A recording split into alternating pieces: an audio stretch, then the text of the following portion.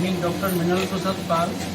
আমি ডক্টর বিপ্লব দেবের কাছে দীর্ঘদিন চিকিৎসার পর আমার এই পুত্র সন্তান লাভ করেছি এবং আইআইএইচ এই সেট আপে আমি দীর্ঘদিন চিকিৎসার পর দেখেছি যে এদের চিকিৎসা ব্যবস্থা খুব ভালো এবং পেশেন্টের প্রতি এদের খুব দরদ, এবং সেই জন্য আমি এখানে আমার স্ত্রীকেও ভর্তি করার পর দেখলাম যে হ্যাঁ, ট্রিটমেন্টটা খুব ভালো পেয়েছি।